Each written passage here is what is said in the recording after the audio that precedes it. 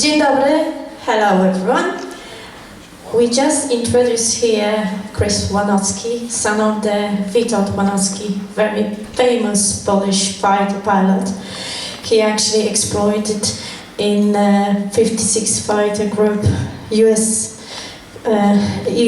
Force, and we accompany here me, Tom. I'm Janet from Remeber the Heroes project. We want to welcome him very warmly, so give him a clap in hands. So, yeah. And he will have this spirit of his father inside him, so he will just show everything by himself. So welcome very warmly here, Krys, and yeah, we wait for your story of your father, yeah? Right, okay, so we'll kick off. As you can see, there's a really nice emblem, which was actually on my father's Thunderbolt that he flew 1944, 1945. The Thunderbolt was a lot different to the Spitfire and the Hurricane that a lot of the Polish pilots were flying at the time, until they transitioned to Mustangs. But I'll talk about the emblem a little bit later on. Next one, please. So my father was born in Poland, in Lwów, 1915, which was eventually taken over by the Russians and became part of the Ukraine. Now his father Leon was a very gifted man, and he spoke several languages, and he had several directorships and was a director of law. His mother Elizabeth was actually born in Germany. She was born in Munich, so I'm a little bit of a mongrel myself. I'm part Polish, part German, part English. She was a carpet and kilim designer. Now kilims are the sort of carpets that you see that go on walls. People put them up for decoration. She took Polish nationality at marriage to Leon, so she renounced her German nationality, which was to actually come into play a little bit later on. They moved to Zakopane when Dad was aged 3 years old, and his first experience of war, which was in 1918, was he decided to go wandering up the street on his own. And his mum was chasing after him when she realised that he was missing. So there was bombs and bullets and the Russians were invading. So that was his first taste of war. At the age of 15, my father then became a very gifted sportsman. He was into swimming, polo, water polo, cross country, and he was a district junior ski champion as well. Now his skiing actually came into play a little bit later on, even when he was in the Air Force. Excuse me. He also took part in many shooting competitions for rifle and pistol against Czechs, Germans, Hungarians, Romanians. They were all competing at the same time in international competitions.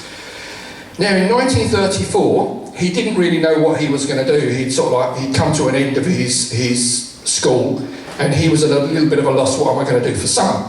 So one of his friends said to him, well, why don't you come to gliding school? You know, it's something you've not done before. So my dad said, yeah, that's a good idea, we'll go to gliding school. So he went to gliding school and he took a course. Now that really is when the bug bit. That's when Dad decided, okay, this is for me, you know, I want to be a pilot. Now when my dad was small, there was a lot of, I don't know if you guys know, obviously you guys know about Formula 1 racing, but in the times before the war, there was a lot of racing with famous drivers like Caracciolo and Fangio were riding around in BMWs and auto unions and all sorts. And my dad used to love the smell of castor oil, which was like a vegetable oil that they used in the engines. So when he went to gliding school and flying, that was the smell that he loved. So in 1935, after he'd been gliding, he decided, as I said, that flying is for me, so he joined the Polish Air Force as an officer. And he went to Dęblin. Now Dęblin is the home and the school of Polish aviation, and this is where they train all their pilots and their officers. And he was a gifted pilot, to say the least. And while he was in cadet school, his sports continued. They wanted him to carry on because he represented Poland. So they didn't want him to stop that. So he trained for the Polish national pentathlon team. And he was overall Polish ski champion at downhill, slalom and cross country. One of his skiing friends, if you wouldn't mind, next photograph. Sorry, just go back one. let me just explain this. So there's my father's ski training at the top there. Flying training, you can see that beautiful old plane, the P11, P11, which was, at the time, when it was actually invented, it was a very, very good plane. It was very advanced for its time, but when they came up against the Germans, it was a little bit antiquated, to say the least. But it was a very, very good plane. One of the biggest things about it was it had an internal fuel tank. Now, if there was a problem with the plane, the pilot could actually eject the fuel tank completely, so the risk of fire was minimised. Down in the bottom here, you can see there's my father. Now, these are visiting pilots from Romania. Before the war, there was a lot of intercontinental relationships with other countries. So it was Hungary, Romania and Germany. They had flying competitions, so they were all competing with each other. A lot of the pilots actually knew each other at the time.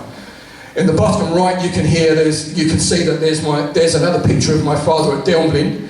The little red arrow indicates where Dad is. Now, this pilot here, this one, is a very, very famous Polish pilot. His name is Szkołę. Has anyone ever heard of Szkołę? No. Okay. Szkołę was top-scoring Polish pilot in World War II. Amazingly enough, although he was a top-scoring pilot, he didn't actually belong to any of the original Polish squadrons like 302 and 303. It wasn't until he joined 317 that he joined an actual Polish squadron. Later on in his career, he went to Africa to form what was called Szkołę Circus, and they were flying against the Germans in Africa. Next slide, please. So you can see my father on the left-hand side. What a handsome chap, that's where I get my good looks from. And top right is a lot of the pilots at Dęblin when they were actually practicing for their flying. Next slide. Lovely. So we'll carry on. Now, when my father was there, the year that he was there, he graduated in 1938. And in 1938, there was a lot of famous pilots in his matriculation year, which was Ferich, Zumbach, Tolo Werkaczewski. These are all names that everyone knows from 303 Squadron, etc. There was also Wrocław Kroll, who was from 302. In February 1939, he took part and won an international championship, including ski patrol. Now, ski patrol became what everyone knows in the Olympics as biathlon.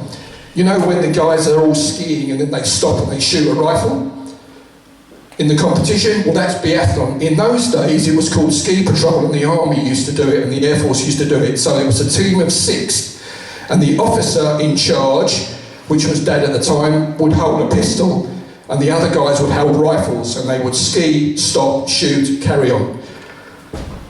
So when he graduated from Dęblin, he joined 121 Fighter Squadron in Krakow. Now, he was only there for a short time because of the fact that he was such a good pilot, they decided to transfer Dad back to Dęblin as an instructor, which he wasn't actually very happy with at the time because he wanted to be a fighter pilot. He didn't want to be teaching others how to fly. But he went back to Dęblin and he was an instructor. So in 1939 in August, he was posted back as a combat flying instructor. Now, I don't know if you guys know, but the Polish Air Force pilots were absolutely fantastic at formation flying. Now, when the Poles came to England to fly with the RAF was a very, very stuck-up, very ancient in their ways as far as formations were concerned. They used to have what was called line abreast, which is the planes literally all in a line flying in one direction. They had line astern, which the lead plane was at the top and the other planes were below so they could look up and see where the plane above them was. And they also had what was called the Vic formation, which was a formation of 3 planes in a diamond with the 4th one at the back. Now that tail end Charlie, unfortunately, was always the first guy to get shot down because the Germans bounced and the other people in the formation didn't even know that he'd gone. So the Poles, when they were flying in Poland, they used to practice their formation flying by tying their wings together. So they would take off in a four, fly around the airfield, and then land with their wings tied together. If they broke the string, they were on a charge. So they used to practice formation flying very, very intently. So when they came to England and they looked at what the RAF were flying, they were disgusted at the formation we're using because they were so old and out of date. So the Poles also used to use what the Germans called the Schwarm, which is finger four. Now, I don't know if you guys have ever heard of it or seen it in films. Now, basically, it's your hand. This is the lead plane. This is his wingman. That's called a rotor. That was a pair. There was a second pair here, which formed the Schwarm. Now, these planes used to fly at different heights and slightly apart from each other, so they could see each other, and also it was a great formation for changing direction and maintaining your formation. When the RAF, with their squadrons and their formations, it was very difficult to change direction because the pilots were so busy looking at where the plane was next to them. So the Poles used to use the Schwarm during their training. So when they came to England, they adopted what they knew. They would rather use what they knew than the RAF formations. So, here we go. So you can see that he was a very, very competitive and dedicated and focused, with great leadership qualities and a cracking pilot. Then September the 1st came and the Germans invaded. Now just before we pass on, just go back one, that picture there is, in back is Jan Zumbach, famous Polish pilot, and that's my father. I call that one his red back because he looked like Baron von Richthofen from the German Air Force from the First World War. This picture here, I'll talk about in a second. Now, Germans invaded. One of the things they asked my father to do with some of the other instructors was to try and get the cadets out of Dęblin and away. So they escaped from Dęblin and they walked all the way to the coast of Romania to get a boat to get away. Now, before we pass on to that bit, there was actually a rebellion at Dęblin at the time, which isn't very publicised and not a lot of people know about, which was some of the pilots were a little bit disgusted at how the cadets were being treated at Dęblin themselves. They weren't treated very well, so the officer pilots didn't like that. And also the fact that the guys that were in command of the Air Force at the time were not even pilots. They were actually army cavalry officers. So they were used to riding horses, not flying planes. So the pilot said, this is ridiculous. These guys, they haven't even sat in a plane, they've never got off the ground. How can they tell us how we fly when they are only good at riding a horse? So my dad was classed as a rebel and was put on a charge when he was at Dęblin, and basically he then became a marked man.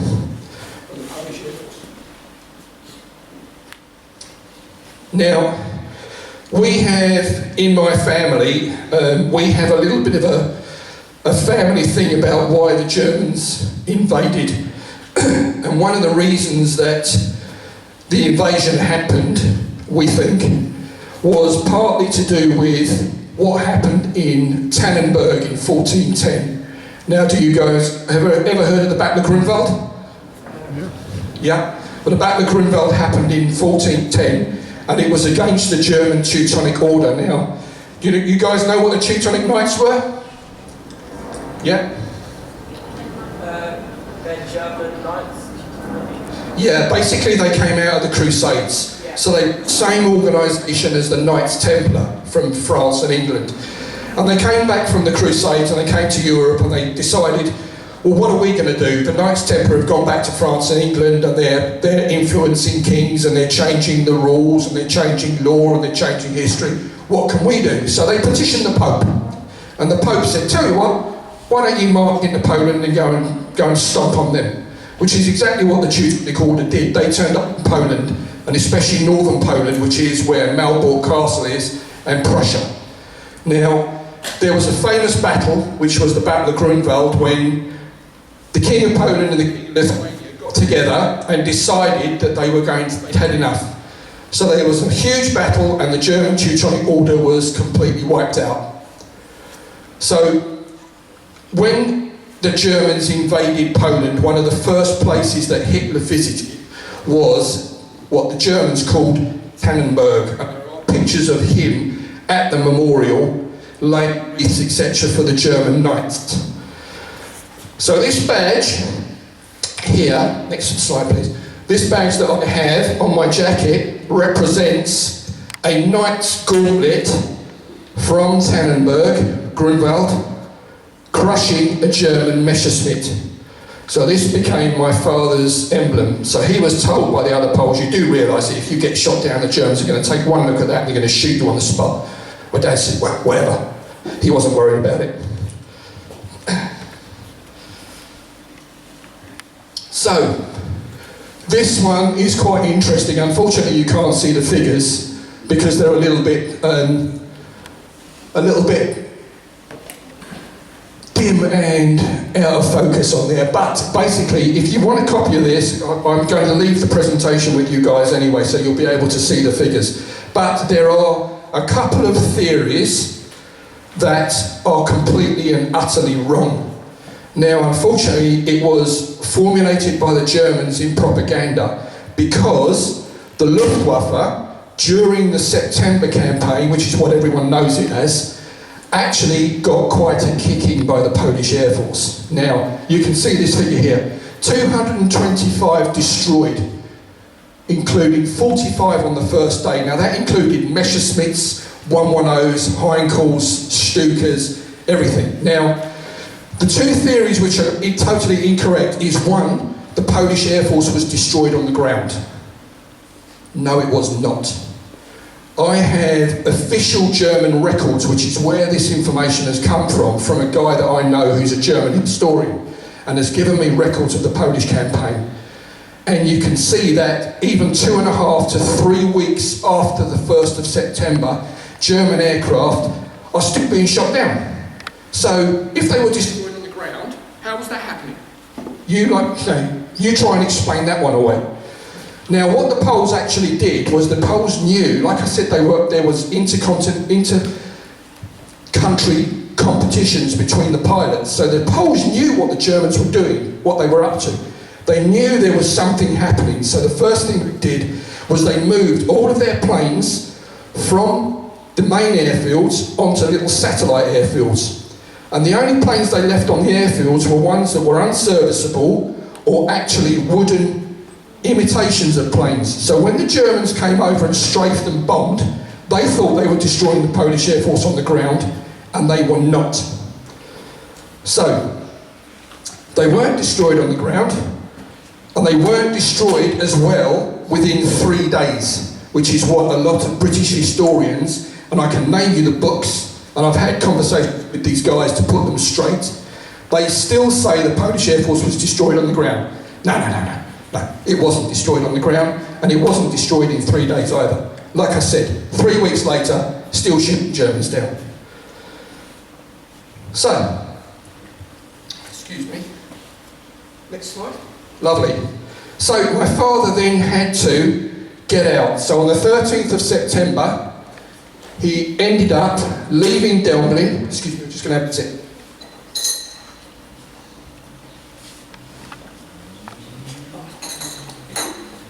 So, you can see the white line on the screen. He goes from Dęblin and he walks all the way down to the coast of Romania, and they got on a boat and they then went to Marseille. Now that took a total of 12 weeks, which is a long time to be walking. So the Romanians, because of the inter-country competitions and friendship they had, the Romanians were actually quite friendly to the Polish pilots. The Czechs, not so. The Czechs were very, very pro-German.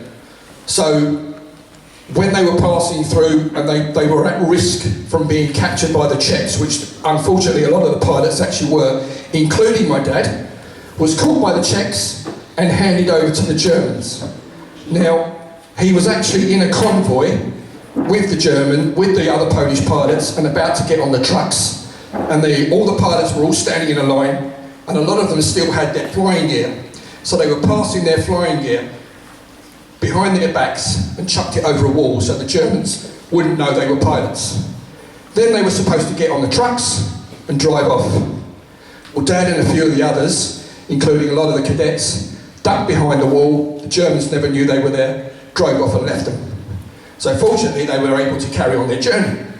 So having been given over to the Germans by the Czechs, my dad wasn't very happy with the Czechs, to say the least, to the day he died. And one of the things that really annoyed him was, after the war, his sister married one.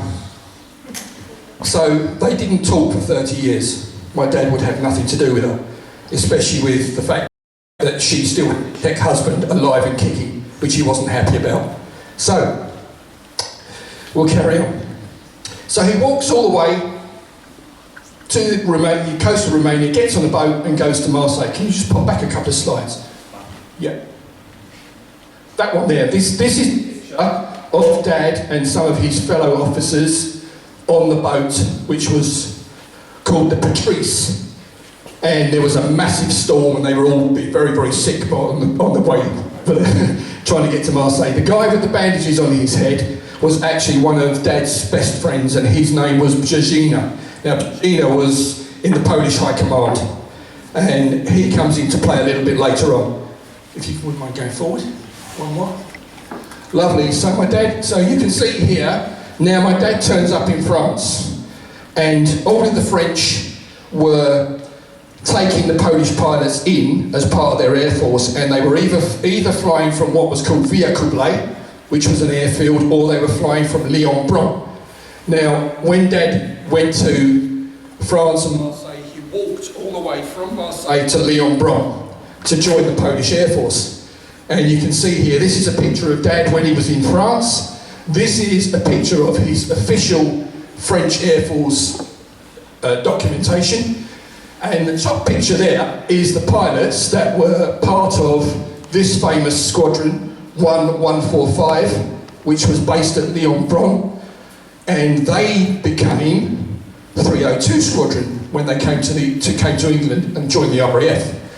So all those pilots up there are the pilots in 1145 with their French officers sat at the front. If you go the middle row and count 7 from the left, that's my father just looking slightly over in that direction. And immediately behind him is a young pilot called Bolesław Gładik. Now, Gładik was at Dęblin when my dad was there as an instructor. So Dad was Gładik's instructor, but they actually became really, really good pals, and they were good pals all through the war. And they flew together twice after being in 1145 together. Next slide, please, Krys. Dziękuję. Now, when Dad came to England, after leaving France, because, as we know, the Germans invaded. So, France had declared war with England, with Britain, England, however you want to call it, a couple of days after the war started, and they were supposed to come to Poland's aid, but as we know, they didn't really come to Poland's aid, and what could they do? They were all based in France. They couldn't even get through Germany to get to Poland, so there was no way they were going to help. So the British Army and a lot of the French withdrew, and basically they came back to England, so that the war finished for them from that point of view of trying to come to Poland's aid. So Germans invaded France, and when Dad was at 1145 Squadron, one of the things that he found when he turned up was that all of the officers at 1145 were all the same senior officers that they'd had back at Dęblin. So there were all these guys who were really crack at riding horses. No fighter pilots. So Dad and the other pilots rebelled. Well, a few of them, not all of them.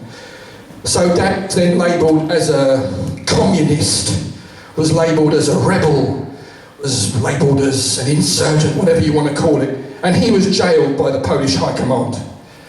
Now, the French Air Force came to Dad's aid and said, no, you can't jail him, it's our decision, he's part of the French Air Force, you've got to release him. But unfortunately, the Polish High Command refused to release him. So he stayed in jail. And then when the Germans turned up, and all of the guards at the jail decided they'd had enough and they were running away, which they did, Dad climbed out of a window, some of the other guys that were in the prison, and escaped. And he was actually in prison. His prison cell contained 5 soldiers from the French Foreign Legion. So he was with some guys that were quite handy. So they managed to get back to Marseille again, get on a boat and come to England.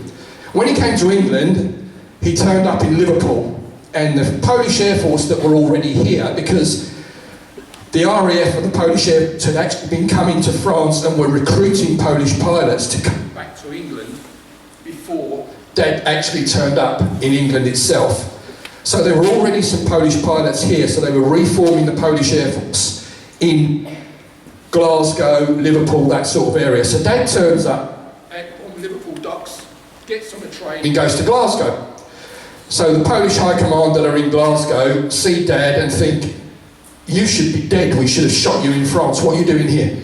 So they weren't very happy that he turned up. So they actually refused him getting a posting in a fighter squadron. Now, Dad turned up, unfortunately, around about October time, so that was the end of the Battle of Britain. So Dad didn't get a chance to take part in the Battle of Britain. And one thing that I've always thought of with Dad being such a crack pilot that he was, I wonder how many Germans he would have killed during the Battle of Britain, how many he would have shot down. I think his score would have probably been quite high.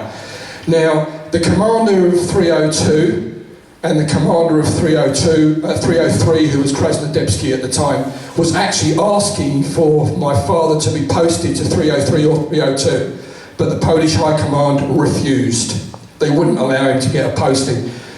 So, all you guys obviously know about the World War II and the Battle of Britain, and what's the most famous squadron in the Battle of Britain? 303. 303, yeah. 303 Squadron is the famous one that you see in the film The Battle of Britain. Niemcy, Nadolin, all those sort in the film. So, 303 Squadron was actually formed at the end of July in 1940. Now, 302 Squadron, which is where all of those pilots came from, 1145, was actually formed and operational 1 month before 303. They also, on the 25th, I think, or 26th, they got the first Polish squadron kill. It was a Dornier, a Ju-88 that was shot down and was later confirmed as a kill. Now everyone knows that 3 Squadron and Paskiewicz on the 28th of August got a kill, which then allowed 303 Squadron through Dęblin, who was the commander of the Air Force, to make them operational. Now, Paskiewicz actually had a shared kill. It wasn't his own kill, he shared it with another pilot, which is information that has come later on from 54 Squadron. So 303 Squadron, although it's the most famous, weren't operational and formed as early as 302. So 302 tends to get a little bit overshadowed by that. So I'm a little bit biased from that point of view, as Dad was a 302 pilot. So he comes to England, and the first posting as such that he gets is an operational training unit. They were called OTUs. So basically they were your rookie pilots that had never flown before, didn't know how to fly combat. They formed these squadrons and they put in command, you can see, where's Dad? Dad's second from the right in the front row. All these pilots on the front row are all officers, and they're all ex-Battle of Britain pilots. So they're all combat trained, they've all got kills, etc. They all know what they're doing. So all the pilots behind, you can see there, are Australians and Canadians. So these guys had joined the RAF and had come to England to fly, put in an OTU and taught how to fly by proper combat pilots. So Dad being the combat pilot from Poland, they put Dad in one of the flights, and he had his own section of Canadians and Australians that he was teaching to fly. So they used to fly formation and take off and landings. And one thing that Dad used to like playing with the pilots was cat and mouse. So he'd play cat and mouse. He would be the guy chasing, so he'd be the cat chasing the mouse. The mouse would be one of the Aussies or the Canadians, and they had to shake him off. And one thing they couldn't do was shake Dad off their tail. They just couldn't get rid of him. He was too good a pilot. So then he would be the mouse, and he'd get them to chase him, and he lost them every time. The only thing that they had to do, if you can imagine playing cat and mouse, was you all fly in the same direction. One thing you don't want to do is have a plane come directly towards you trying to catch you. Unfortunately, one of the Australian pilots thought he was a little bit of a whiz kid and a Superman, decided with some of the other pilots they had a bet. I bet we can catch Witold and I'll show him how to fly. So that day, Dad hears about this, so he says to the pilot, okay, fine, you want to do that, let's do it. So he gets in the Hurricane, and they, 55 OTU were given Hurricanes which were all war-weary from the Battle of Britain, so they were old, decrepit fighters, but still very good. So he takes off and he's got this Australian flying with him, so Dad goes, okay, off you go. You be the cat, I'll be the mouse. So Dad's flying around, flying in a direction, and expects the other pilot to either be coming on his side or his rear. Well, in front of him he sees a little black speck, and it's the Aussie. And he's heading straight towards him, and Dad said that it looked like brilliant acrobatics from the ground when they both pulled back on their stick and went up together. So they did this, just missing each other. So Dad gets back on the ground, and the first thing he does is ground the guy, because obviously he's not followed the instructions, and he was later kicked out of the unit. So Dad's first, next slide please, Dad's first actual posting was to 308 Squadron as a fighter pilot. He was only there for a period of 5 weeks, and then he was transferred to 317 Polish Squadron. So you can see these pictures of Dad here. The plane in the top right is called Bazilkiek. That was, the serial letters on that were JHV, the registration letters. That was a famous plane. This one is also Bazilkiek. This is my father sitting in the Spitfire. That was a publicity shot. The squadrons used to have a lot of publicity shots, the press coming around and taking photographs, or the squadron diaries, etc.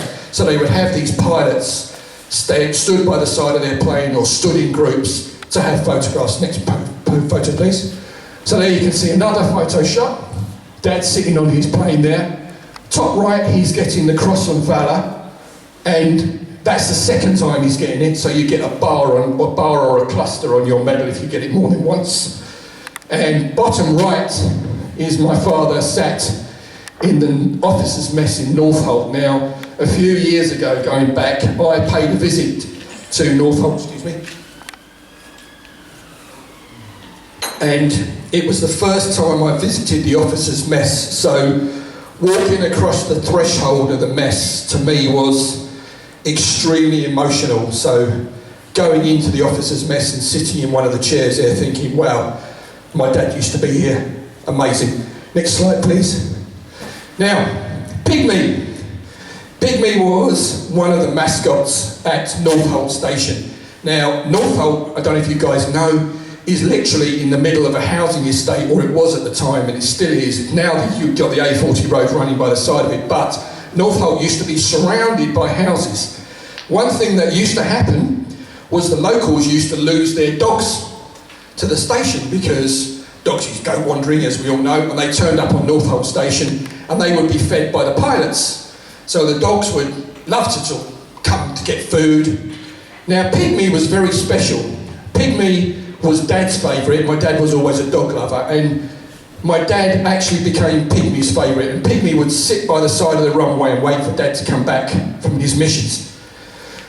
Now when Dad first met Pygmy, bit of a funny story, Pygmy, he walked up to the officers' mess and he walked past this dog sat on the veranda of the officers' mess. Now Pygmy was just staring in one direction, stock still like a statue. So Dad walks in, and the first pilot he comes up to, he says, "Hey, what's with the dog outside? What's going on?" And the pilot said, "Don't worry about him. He's pissed. he's drunk. So what Pygmy used to do was he used to come into the officers' mess, and the pilots used to sit on their seats, a lot of them with low sort of couches, etc. And they'd be drinking their vodka or drinking their beer or whatever they're drinking. The first thing they'd do, put it on the ground. So little Pygmy used to sneak round, and he used to go and drink out of all the cups. He used to get absolutely drunk, and then he'd go and sit on the veranda and howl at the moon. That was one thing about Pygmy that Dad used to love. So the first thing he did was try and get the pilots to stop giving Pygmy alcohol because it wasn't good for him. Next slide, please. So Dad used to fly with 317 Squadron. He started off in big flight as a section leader, and then he was transferred over to A flight as a section leader as well. So a section leader basically means that he has another pilot as his wingman forming a section. Remember what I said about the Schwarm? The Germans called it a rotor, the RAF called it a section. So a section could be 2 or could be 4, and then that would then transfer into a flight which could be 12 or 16 planes. So Dad was a section leader. When he was at 317, remember I mentioned a pilot earlier called Skalski. Skalski was one of Dad's commanders at 317, and Skalski was a bit of a rebel.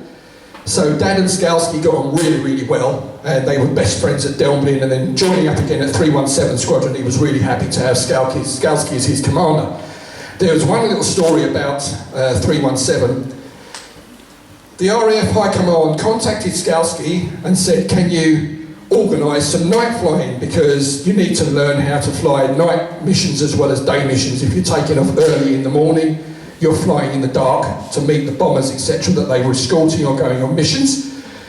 So Skalski said, yeah, I've got the best pilot available. He's even a better pilot than me. I'll get Lanowski to do it for you. So Dad was given the task of putting this flight together of Spitfires.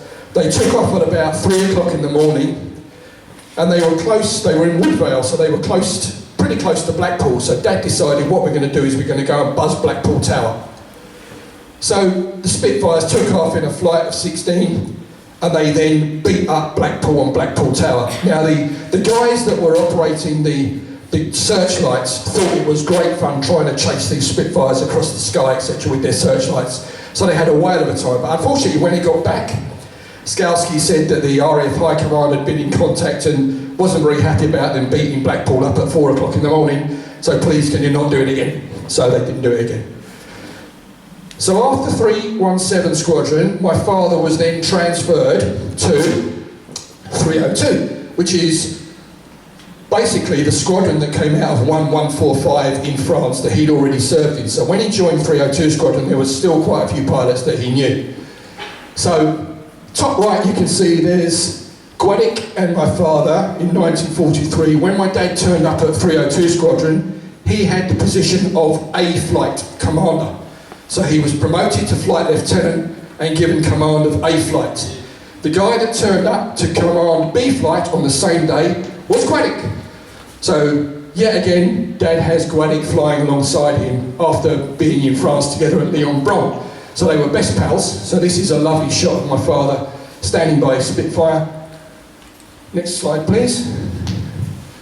Top left, that is a Spitfire Mark 9. Now that photograph, and the photograph top right as well, was taken on the 12th of February 1944, which is just before D-Day. D-Day was on June the 6th. So what they were doing was they were filming Allied planes and showing them to the ground troops so the ground troops didn't shoot down their own planes. One of the other things they did for D-Day, does anyone know what they did for D-Day with all of the aircraft? They painted black and white stripes on them. So the black and white stripes could be seen by the Allied troops and they wouldn't open fire on them.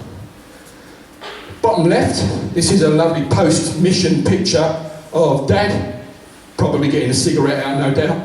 And here is Gwedik on the left as well.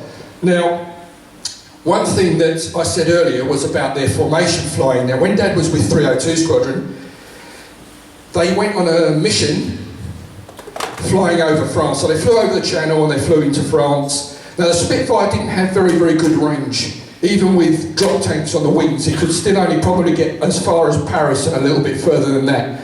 So most of the missions that the RAF were doing was ground attack and what they called circuses. Now a circus mission was a mission where they tried to coax the Luftwaffe up off the ground and come and fight. So there's this mission, and they're going to fly over France. They're all in formation. Now the Germans had very, very good radar. Very good radar. So the radar was always at about 200 or 250 feet above the ground. That was the base of the radar. So when they were flying over to France, they had to fly at sea level. They literally flew at 50 feet. So they're all flying together, 16 planes, in their finger four, in their sections of four, spread out, flying across the channel. Lo and behold, right in front of them is a convoy of boats. Now the convoys of boats, do you know what the convoys of boats had as part of their protection? Anyone? No? They had barrage balloons.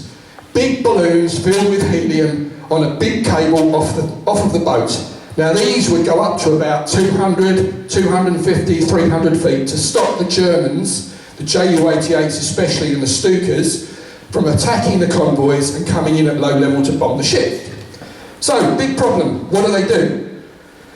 Do they go up to 300 feet or 350 feet and they fly over the top of the barrage balloons? What would happen if they did that? Right. Radar. They would pop up on the German radar and the Germans would know exactly where they were. So they only had one choice. And fortunately, Dad spotted a gap in the cables off the boats.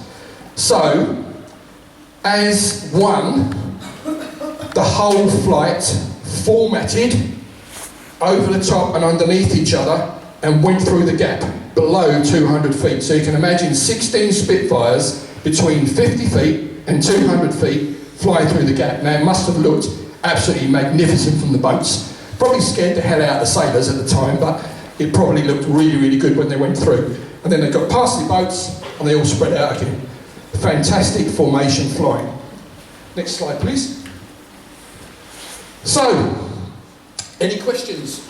Anybody got any questions at all? Nothing? Okay, I'll carry on. All right, guys. Now, in February 1944, unfortunately, my dad's combat tour ran out. So, a lot of the pilots that when their combat tours ran out, they were either given a squadron or ended up flying a desk or whatever, or went to high command. Now, Dad's only option, because there wasn't any squadrons available to him to be promoted to squadron leader, plus the fact he was a rebel and the Polish high command didn't want him commanding a squadron, the only choice he had. Now, remember I mentioned a guy earlier on called Brzezinski, who was on the boat with Dad coming over and was Dad's good friend. Brzezinski was in the Polish high command, and he heard that the Americans, USAAF, the United States Army Air Force, who were here from 1943 flying Thunderbolts and Mustangs in their fighter groups, were very, very short of combat experienced pilots. So a lot of the Poles, or not a lot of them, but quite a few of the Poles were transferring over for short-term flying with the Americans. Now, the first post that Dad got that he could go to, he was said, oh, well, I'll tell you what, Brzezinski said to him, you can go as an intelligence officer to the 354th Fighter Group who are looking for pilots and fly with them. So, amazingly enough, Dad goes over to Buxted, and they were called the Pioneer Mustang Group because they were the first American group to fly the P-51 Mustang in England, across France and into Germany. They were actually part of the 9th Air Force. Some famous faces there. As you see top right, there's a guy called Clayton Kelly Gross who wrote a book called Live Bait, and he mentions Dad in it quite a lot because they were good pals.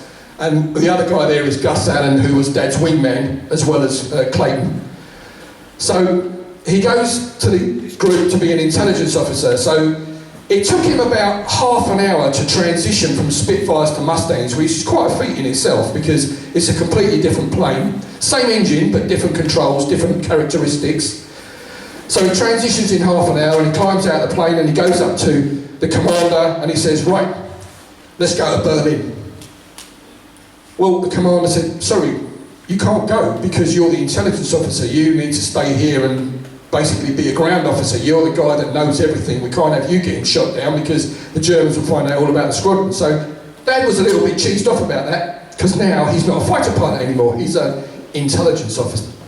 So he gets back onto Brzezina and talks to Brzezina, and Brzezina says, now there is another group called the 56th Fighter Group who are looking for combat trained pilots, and they have spaces. Now, this guy here, Francis Gaby Gabreski, was born in Pennsylvania in the United States, and he came from a family similar to yourselves. You're born in England, the guys that are born in England are Polish extraction. Now, exactly the same as Gaby. Gaby's parents were Polish and they had migrated to America, but he was born in America. So he spoke fluent Polish. Now, Gaby joined the American Air Force, the USAAF, which stood for United States Army Air Force, because it was run by the Army, although it was the Air Force. He joined the USAAF immediately before Pearl Harbor. Now, when was Pearl Harbor? Anybody know? It was when the Japanese bombed the American. Correct. Exactly. Do you know what date it was? I can't remember. December the 7th, 1941. That was the biggest date ever for the Americans. That basically was when the Americans joined World War II. Before that, the American president didn't actually want any Americans to fight in Europe because it wasn't their war. So what they were doing was they were giving munitions and planes under what they called Lend-Lease to the British, who were paying for it. They were supplying across the Atlantic in convoys, bringing food, provisions, planes, etc., etc. So 1941 was the big date. Now, Gaby was actually at Pearl Harbor at the time and managed to get a plane off the ground, but unfortunately, the Japanese had already gone by then. Now, he knew that his Polish compatriots in England were fighting against the Germans, and he asked his commander, can I please go to England and fly with my Poles? So amazingly enough, his commander granted him permission. So he came over and he joined 315 Squadron. Now 315 Squadron were based at Northolt. Let me just explain something to you. The Americans used to fly 25 or 30 missions and then they were retired, basically. That was their tour finish. That was exactly the same for the bomber crews as well as the fighter crews. So they were then given the option, you can stay on, you can do another tour if you want to, but it's up to you. You still stand the risk of getting shot down and killed, but it's up to you. And a lot of pilots did 2 or 3 or 4 tours. They didn't want to go home. So the RAF, what the RAF used to do was their pilots would fly probably a period of 5 to 6 weeks in combat, and then they became very, very tired. Now you can imagine during the Battle of Britain, the pilots were taking off 2, 3, 4 times a day. After the Battle of Britain in 1941, the squadrons, the boot was on the other foot. The RAF was now flying over France. So during the Battle of Britain, the Germans were flying over England, and if they got shot down, they became prisoners because they were over enemy territory. The boot was on the other foot with the RAF in 41 and 42, exactly the same way. The RAF were flying over France. If they got shot down, they would be captured. So the pilots were flying several missions a day, so they were very tired. So after a period of 5 or 6 weeks, the RAF squadrons were rotated to another base. Usually from Northolt, they went to a station which was just down the road called Hexton, or they went to Curtin in Lindsey, or they went to Woodvale. Now the idea was for them to then go to these stations and relax. So they're now out of combat, they can fly training missions, they can basically not put their feet up, but it's a lot more relaxed. So they would then rotate in a squadron that had been on leave to Northolt, or to Heston, or to Bigham Hill, or to Manston, or to anywhere, which was now a front line. So they then became frontline squadrons. So the RAF rotated, the Americans rotated.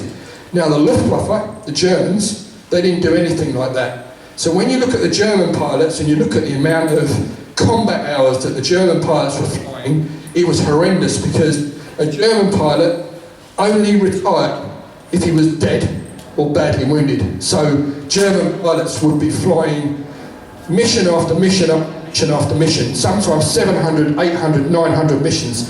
JG-26, which was one of the most famous squadrons of the Luftwaffe, formed during the Spanish campaign, right to the end of 1945. They lost over 1,000 pilots during that time, and they flew hundreds and hundreds and hundreds of missions because they never retired. So, Gabby comes over and flies with 315 Squadron, who are now at Northolt. At the time, my father was at Northolt, so Gabby meets a lot of the pilots that will turn up later on when I talk to you. So he met pilots like Gwadek and my father and Gapshevich and Anders and Savage, etc. And he became friends with them. Now, Gabby flew 20 missions with 315 Squadron, and although he was a fighter pilot, an American fighter pilot, when he was training, he almost didn't get given his wings because he was such a bad pilot, really bad. And it wasn't until his last training mission that the instructor felt sorry for him and passed him. So Gabby comes to the RAF and flies with 315, and he was mentored by a famous Polish pilot called Anders. Now, Gabby flew 20 missions, and even though he was good on the stick with the old Spitfire, firing away at the Germans, he didn't hit a barn door. So he gets recalled and he goes back to America because they say, right, we're now forming the 56th Fighter Group and we would like you to be one of the commanders. Now, an American fighter group is formed of 3 squadrons. Each squadron has its own commander and the group has a group commander. Next slide, please. So, these are just some more pics of Dad at the 354th. There's my father, bottom right. And top right there, he is on the right-hand side, and this is a famous picture of Dad with another Polish pilot, Kowalski, who was also at the 354th at the same time as my father. Next picture, please. So this is when my dad's career changed completely from what he'd been flying with the Poles to now flying with the Americans. So, like I said, the Americans were very, very short of combat-trained pilots. Jezina here's at the 56th, need pilots. Gabby is the commander, Gabby Gabreski is the commander of the 61st Fighter Squadron, and Gabby requests Polish pilots to come and join. So, next slide please. Top left, you can see on the left-hand side is Gwadek, then you have Savage, Gabby in the middle, Rutkowski, Anders, and my father on the right-hand side. Now these are all pilots that transferred over to the 56th Fighter Group. Gwadek on the left and my father on the right were the only 2 pilots that stayed there for the duration of the war. So my dad joins them April, May 1945. The other pilots rotated back to the RAF. The only pilot that's missing there is a pilot called Yanitsky that flew with Dad in 317. Unfortunately, Yanitsky was killed on a mission in Thunderbolt, which was a big heavy beast you can see here. This is the Thunderbolt. A lot bigger than a Spitfire, literally 1.5 to almost twice the size of a Spitfire. It weighed 6.5 to 7 tons when it was fully loaded with ammunition and fuel, so it was a big beast. So Yanitsky was flying as Dad's wingman, and unfortunately he developed engine trouble, so Dad said, right, well you better go back. And they were only over France at the time, so he didn't have to go back too far. So Dad said, okay, you go back on your own because I can't afford to let any pilots escort you back. Normally they would go back in pairs, so at least the plane that had the problem was covered. Unfortunately, they never heard from Yanitsky again. My father was the only pilot and the last pilot that ever spoke to Yanitsky. He's buried in Le Mans in France, where they found the wreckage of his Thunderbolt, so he'd probably been bounced by Germans and shot down. Bottom left is a lovely picture of my father and Gwadek together. That's actually Gwadek's Thunderbolt. And when I said earlier about publicity shots, this was a publicity shot of the 61st Fighter Squadron. Now that's Gwadek, and top left is my father flying a famous plane called Silver Lady. So you can see they're in the finger 4 formation. If you put your hand up, you can see the 4. So that is the Americans flew with finger 4 anyway. They didn't fly with the RAF formations. Next slide, please. So on the left-hand side is a lovely picture of my father stood against the side of his Thunderbolt, and top right and here is his Thunderbolt that he got from August 1944 and flew probably about, actually it's 22 combat missions, and he got kills in Silver Lady. Now Silver Lady originally She was the old workhorse of the squadron. She flew a total of almost 200 missions without an abort, which, if you think about it, is incredible, because the RAF were only flying maybe an hour and a half, at the most 2 hours over France, because of the fact that the Spitfire didn't have the range. Whereas the Thunderbolts were flying into Germany and were flying for 4 hours, 5 hours, which is a long time to be in a cockpit of an aircraft. So they had little tubes so that the pilot could relieve himself if he needed. And also, the Thunderbolt was heated. That was one of the amazing things that Dad couldn't believe when he sat in the Thunderbolt and he went on a mission, and there it was, and it had heating. The Spitfires and the Hurricanes that the RAF flew. Have you seen, anyone seen the film The Battle of Britain? Me. Yeah, you know you have. You've seen it hundreds of times. Well, when you see pictures of RAF pilots, they're all wearing massive, massive sheepskin-lined coats. Now, the reason for that was, it was cold. Can you imagine flying at 20,000, 25,000 feet, taking off early in the morning, sometimes 4 o'clock, 5 o'clock in the morning when it's cold, wet, damp, getting in your Spitfire that's cold, wet and damp, flying up to those sort of altitudes. Now, the temperature of those sort of altitudes is sometimes minus 10, minus 20, so the pilots were very, very, very cold. So not only are you cold, you have to concentrate and look out for the Germans, so you've got to be tip-top condition. So one thing that Dad told me, when they used to come home from missions sometimes in their Spitfires and they landed, they were so cold, their hands were literally frozen to the controls. So their ground crew used to have to come and open their fingers to get them off of the throttle and off of the control stick, because they couldn't open their own hands because they were so chilly. So he turns up and he flies the Thunderbolt. Whoa, it's got heating. So when you see pilots in the US Air Force pilots are either wearing a shirt and a tie, or they have these sort of jackets, which is a replica of my father's A2. It was called an A2 jacket, thin leather. They didn't need to wear anything like that because the Mustangs and the Thunderbolts were all heated and they didn't have to worry about that. Also on the missions, my father smoked at the time, so what he had was he had an ashtray and a cigarette holder fitted in his plane. And when they were flying on missions, if he decided he needed a cigarette, they would crack the canopy open a little bit, wind it down, and they got some air, have a cigarette on the long missions, and away they go. Next slide, please. So here you can see on the left-hand side here, this is a page from the 56th Fighter Group Diary, which is top right is a big book about this big, and it's the diary of the 56th Fighter Group all the way through. Now in this book is actual published in black and white, which was my father's mentality and doctrine against the Germans. Now, you can imagine if your homeland had been taken over by the Germans, which happened in 1939. So you're fighting for your freedom, you're fighting for your homeland. And my dad saw quite a lot of atrocities that the Germans said never happened. One of the pilots that said never happened was Adolf Galland, who was the commander of JD-26, and is also depicted in the film The Battle of Britain, and was one of the people that was telling the director how he should be for the Luftwaffe, etc., alongside Stanford Tuck and Douglas Bader when the Battle of Britain was being filmed. Now, my father saw Polish pilots being shot on their parachutes by the German pilots. So as the Polish pilot bailed out when he had a problem with his plane, the Germans would chase them down and shoot them down on the parachute. Now that's not very gentlemanly, is it? That's absolutely disgusting. So at that point, the war ceased to be what you could class as a chivalrous war between the Poles and the Germans. There was real animosity. My father also saw Messerschmitts and Stukas, etc., bombing and killing women and children in fields. On the 1st of September, Warsaw was bombed, which was a civilian city. So at that point, everyone saw exactly how the Germans were going to fight the war. Now, Adolf Galland always said, oh, shooting on parachutes never happened. Rubbish, it did. And my father knew people, and they turned up in the squadrons, some of them still recovering from the bullet wounds that they got.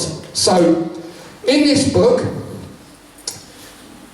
you can read that my father and Gwadik would not count their kill unless the German crew was dead. So they would chase that plane down and make sure the crew was dead. Now, Dad always said, the only German that doesn't come back is a dead. During the Battle of Britain and after the Battle of Britain, the Spitfire was armed with 303 bullets. Now, 303 bullets are basically a rifle bullet, and they don't do a lot of damage, and a lot of the German planes were coming back and being replaced, or the bullet holes covered up, etc., just back in the air the next day. So if you didn't shoot them down, the pilot came back at you. So the Polish pilots were very, very ferocious in the way that they fought the Germans, and the Americans didn't understand, but they soon learned what the mentality of the Polish pilots was, especially Gwadik and my father, and they couldn't believe how ferocious they were at chasing down Germans and making sure they didn't come back. So on the left-hand side, this is from my father's camera film, and that is an Me-109 Messerschmitt that he destroyed over Germany.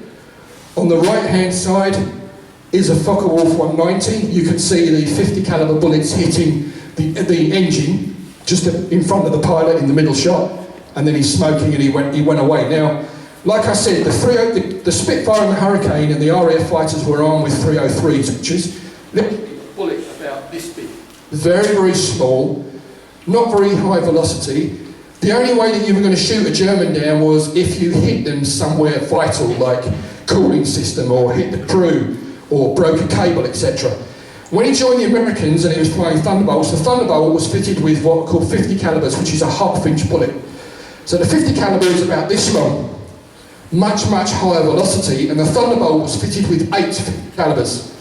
And he couldn't believe the firepower of the Thunderbolt. When he shot down the first plane with his Thunderbolt, he only gave it a half-second burst, and he flew through the wreckage. And when he got home, his ground crew found part of the uniform of the pilot in his engine. So it had gone through and it had landed in his engine. He'd flown all the way back from Germany with it. Next picture, please. On the left-hand side, my father receiving his American Distinguished Flying Cross from General Orton in November of 1944. And like I said about publicity shot, this is a publicity shot of my father sitting on Gwadik's Thunderbolt, his P-47D. Thank you, next picture. And top left is my father, Gwadik, and that guy on the right is my father's wingman at the time in the 56th, which was Eugene Barnum. Unfortunately, Eugene was killed in December 1944. And by that time, my father had befriended another pilot called Patterson, who then became my father's wingman. Now, I'm actually in contact with Patterson's daughter, and she couldn't believe that we got in contact with each other through Facebook, and she couldn't believe that she was in contact with me, who as her father's commander during the war. Bottom left is something I put together, which is basically all of the kills and etc. from the Polish pilots that were in the 56th Fighter Group, and this is a logbook summary of my father's hours, etc. Now, he flew over 1,000 hours during World War II as a combat fighter pilot, which is, imagine, is quite a lot. The amount of missions that he flew 86 missions with the Americans, 250 missions with the RAF. But the American missions always lasted a lot longer than the RAF, like I said earlier, because the Spitfire range. So the Thunderbolts were going 4 hours, 5 hours, and there's next slide please. This is a summary that I did in Excel of every single one of my father's missions. Next slide please. And this is, I'll come back to that.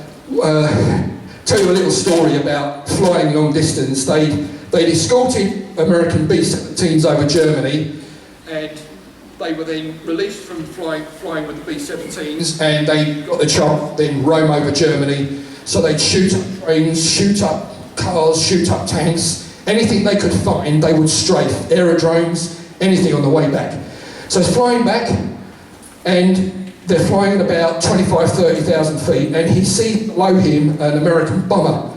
It was a B-24 Liberator, and one of the engines was shut out and smoking, and one of the other engines, it had 4 engines total, one of the other engines was slightly feathered because it was running rough.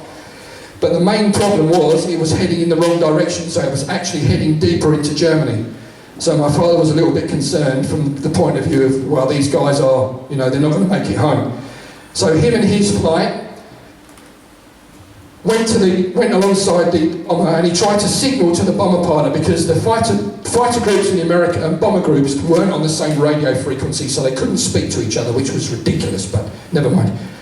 So he's waving at this American pilot, and he's like, follow me, follow me, follow me. So the American pilot, yeah, okay.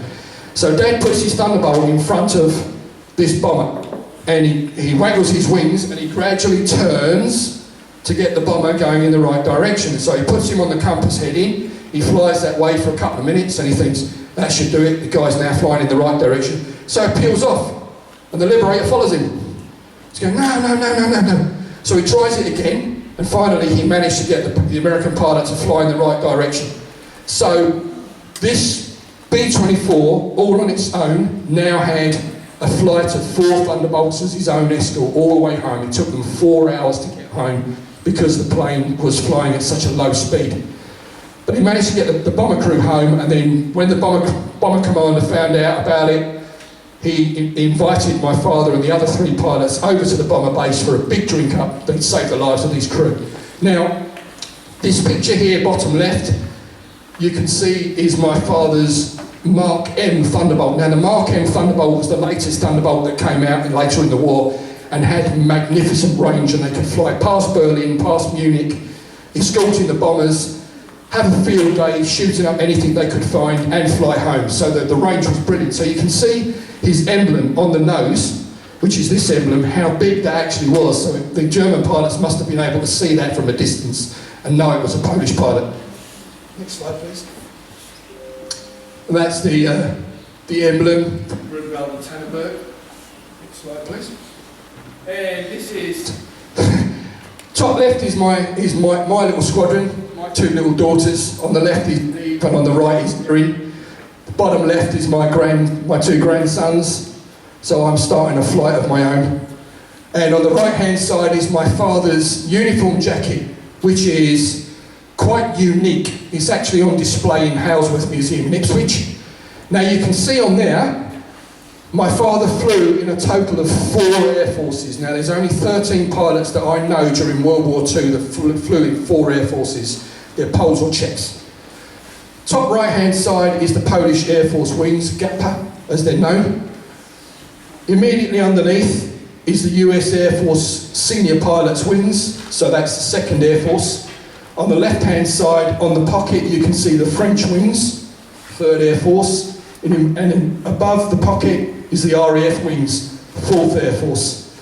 So that's 4 Air Forces. On the bottom right-hand side is 317 Squadron badge, and immediately above is 302 Squadron badge. And there are his medals. You can see on the left-hand side is the Polish Cross of Valor with bar, in the middle of the American DFC, and on the outside is the American Air Medal with 2 silver oak leaf clusters. Means he got the medal and got 2 oak leaf clusters, so he got the medal a total of 11. Each cluster was 5, so he got the American medal 11 times. Next slide, please.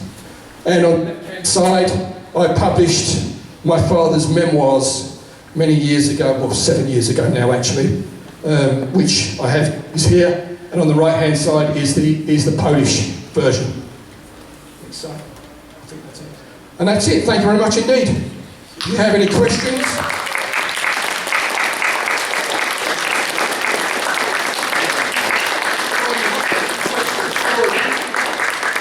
Any questions at all? You look like you want to ask a question. Me? I was born in Mitcham in Surrey, which is South London. I was born in 1961. When I was born, my father, amazingly enough, immediately after the war, he naturalised, so he got British citizenship because he wanted to rejoin the RAF. It was the only way that he could rejoin the RAF was to become a British citizen. So he got British citizenship and he rejoined the RAF. His RAF career lasted until 1958 when he was pensioned out, basically. He crashed in 1955, unfortunately, and received horrific burns to his face and his left side of his face. He lost half of his ear. his neck was burned, his hands were burned, backs of his legs were burned. But in 1962, so I was a year old, my dad disappeared off to Africa and flew as a mercenary pilot for over a year in Katanga, which is the Congo, now the Democratic Republic of Congo, which at the time was trying to get independence from Belgium, who owned the Congo at the time, or owned, probably the wrong word. But he was invited over there by the pilot I mentioned earlier, Jan Zumbach. Jan Zumbach was over there, and between Jan and my father, they formed the Air Force for Moise Tshombe, who was the president of Katanga at the time. So I was a year old, and my dad disappeared for over a year, so he didn't come back until I was 2.5. Any more questions? Yes, young man. So who was babysitting you when you were... My mum. Oh. My mum didn't go to Katanga. Yes, young lady. Do you know how many confirmed kills your father had? Yes.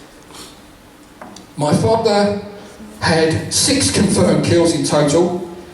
Those are the ones that we know about, and as we say, are confirmed. He also had Heinkel 111 that he shot down over Germany, but although it was on combat reports, his own combat report and other pilots, he didn't claim that kill, he gave it to the other pilots, because what my dad used to do quite often was that in his flight, etc., he used to have rookie pilots rotating through. The commander of the 56th Fighter Group asked Dad and Gwadik, would you train the new pilots that were coming over and teach them how to fly? So they formed what was called the Polish flight. So either Gwadik led it or my father led it. And if the pilot that was in that flight was a rookie and fired even 20 shots at the German, he would give that kill to that man to give him confidence. So that was one kill. My father also had 2 other kills that he didn't claim, which were air kills. He also had 4.5 or 4.6 ground kills. Now my dad didn't count ground kills. Later on in the war, the Americans actually counted ground kills, because by the end of 1944 and June 1945, the Luftwaffe, German Air Force, was very, very depleted. Like I said earlier, the only way that they would leave the squad if they were dead.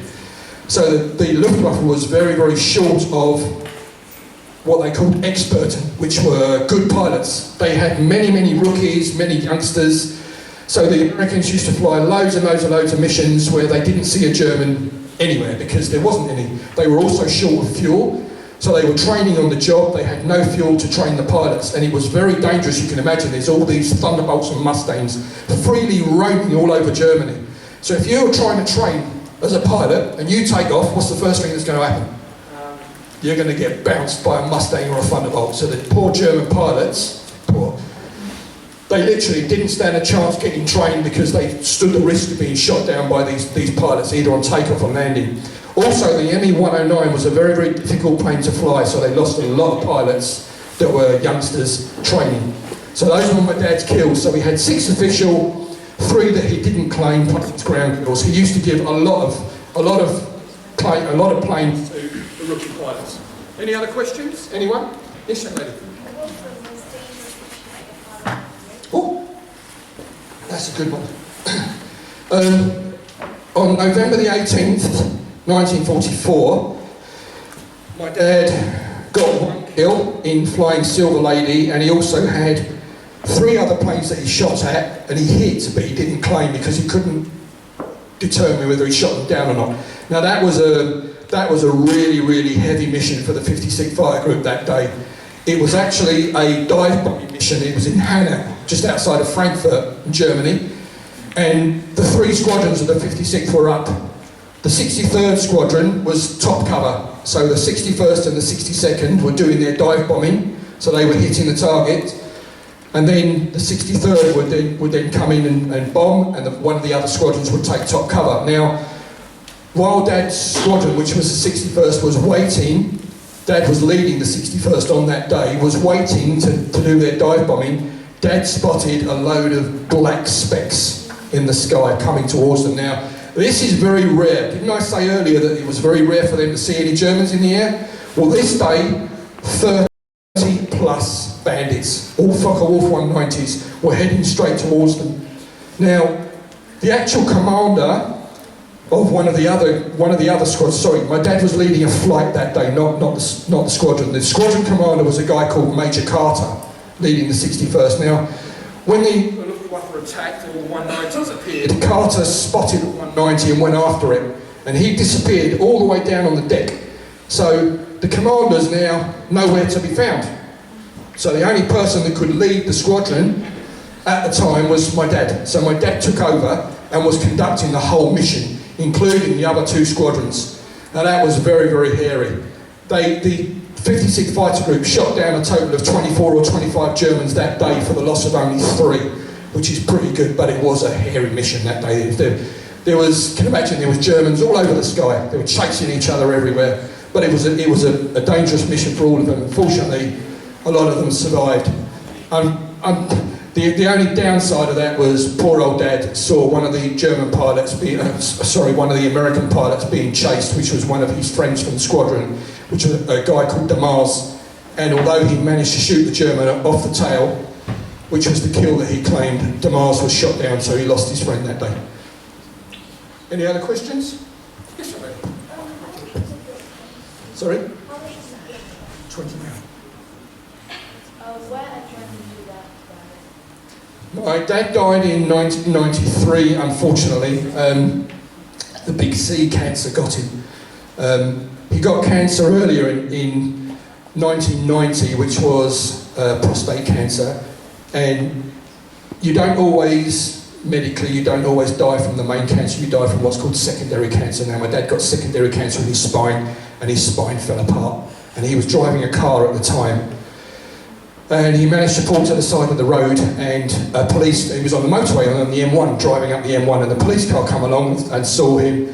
And he was very worried about the fact that this guy, side of the road, then determined my dad couldn't lift his head up, so they called the air ambulance up from London, which came from St Bart's Hospital. So he was flown all the way back to St Bart's in London, and when they found out that they had a World War II fighter pilot in the hospital, they gave him his own room, his own TV, everything. And I remember visiting Dad one day, and Dad was looking really tired. I went, "You all right, Dad, what's up?" So, "I'm really tired." I said, why aren't you getting any sleep? Asked the nurses or whatever for a sleeping pill. He went, no, it's not that. He said, "I'm up all hours of the night because all the nursing staff and the hospital staff, when they come off break, they all come into the room and want war stories." So we had to put a stop to that, unfortunately. We managed to do it so they'd only turn up at certain times, but that was him in hospital. He was released from hospital. And about a year later, unfortunately, he had to return to hospital and he died on the operating table, which is a big shame. But my dad was always a fighter all his life. And one of the things that the doctor said to him the first time round with his spine, because they rebuilt his spine from bones on his hip, said, "You're never going to walk again." Well, 7 months later, I remember going around to my mum and dad's house, and there was Dad out in the garden pushing a lawnmower. So he was just incredible. So he was my inspiration and always has been. Any other questions? In here. Yes, sir, ma'am. Is your dad depicted in the movie? No, it's a shame actually. Little story. The film The Battle of Britain. If you ever see it, there's scenes in there of the Polish pilots, and that was always one of my dad's favourite films to sit and have a giggle about, because he wasn't necessarily happy with how the pilots had been depicted in the film, and there were certain things about flying the Spitfire, etc. So like, if you see the film The Battle of Britain, the pilots are chasing the Germans and they're hitting the button, shooting at the Germans, and they're going like this. Now, Dad always said, because the 303 was such a tiny little bullet, when you sat in the Spitfire and you chased the German and you opened fire on him, you didn't even know whether your guns were going off. He said you couldn't feel it, you couldn't hear it, the only way was to look out on your wings and see if you saw the sparks of the flames. So that was something interesting that he always laughed at. And one thing I did, and I still do, but unfortunately there's not many of the guys left, when I spoke to and I interviewed some of the RAF pilots, the likes of Tom Neal, Jeffrey Wellham, Rodney Scrace, who are all unfortunately passed away now, I asked the question, in a conversation. I sort of sneaked in. I said, Jeffrey, when you were flying the Spitfire and you fired the guns, did you feel the guns? He went, no. He said, that was just plain ridiculous. So it was good that what my father was saying I managed to corroborate and find out was the actual truth. That was one thing that he always said. Any other questions? Yes? 73. Sorry, 76. 76. Have I met the father? No. No, I haven't met his son either.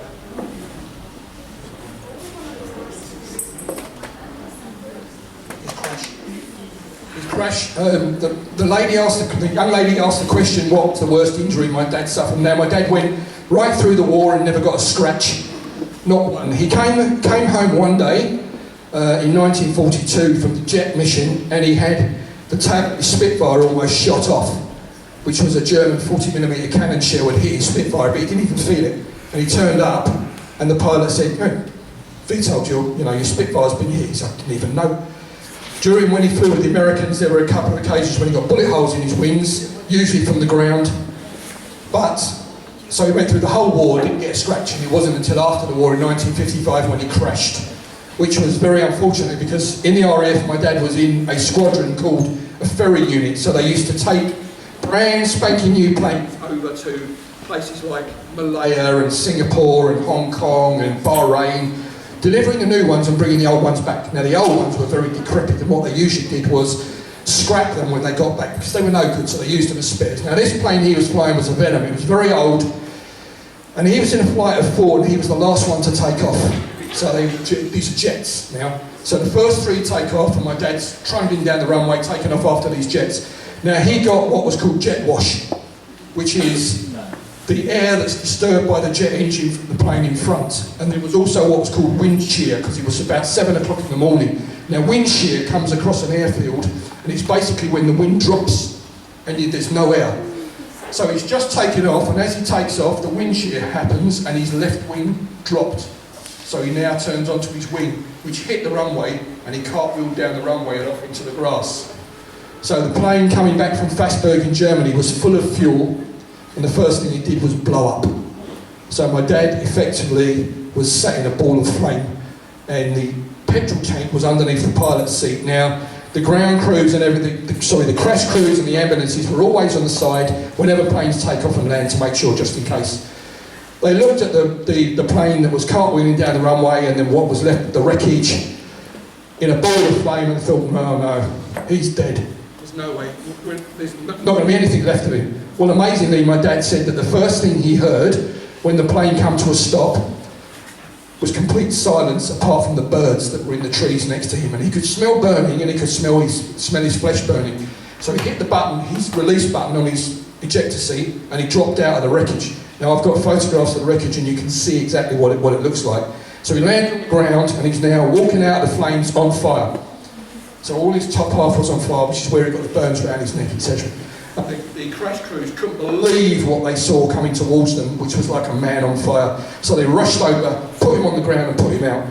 And it took ages for Dad to recover from that, but he did recover and he went back flying again and he retired in 1958. So those were his worst injuries.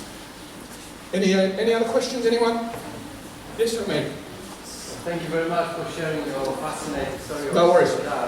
I noticed that your dad started with gliding. Yes. And I know that there used to be cadet groups for young people to start with gliding. Yes. Here in the UK. Are you aware of similar groups or maybe summer schools that they can start their journey if they are interested? The Polish Air Force Association at the time, so you're looking at the 1980s, 1990s, used to glide down a Lasham. And I'm not sure whether the Polish Scouts have anything to do with the gliding, I don't know. Unfortunately, I can't answer that question, but it's something I could possibly find out because I could ask one of the people at the Polish Airmen's Association to see if there's anything going on. But they used to have a gliding club which flew out of Lasham. Any other questions? Okay. Yes? Yeah. If anyone is interested in the publication, the book that I have here, this is my father's memoirs. Now, my dad wrote the memoirs down my mum wrote them down because in 1960, early 60, my dad still didn't speak very good English. Amazingly enough, when I was researching and writing the second book, which I'm trying to find a publisher for, it's not easy, I found out that my dad spoke fluent French. I didn't realise that, I had no idea, I found out last year. So when he was flying in France, he was speaking fluent French to the French Air Force guys. When he was in Katanga, in the Congo, they speak French, so he was speaking French to them. So I didn't know that. So my dad's English wasn't very good, so he was dictating his memoirs. My mum was typing them. Now they sat in a cupboard from 1965, 66 and were never published. And it was a few years ago I met a friend of mine, who's a really good friend now, and he said to me, you should try and get those published. And he put me in touch with the publisher, and the publisher couldn't believe what he had his hands on. And the book was published, and it tells his story that I basically just told you right up to the end of World War II. If there's no more questions, thank you very much indeed. I hope you enjoyed yourself. Sorry if I've bored you.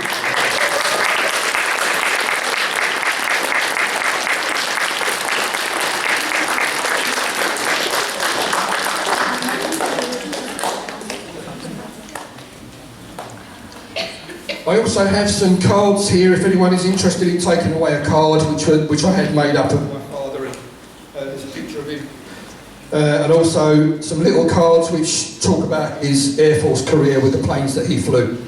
So, thank you very much indeed. Any questions, please approach me, I'm happy to answer anything.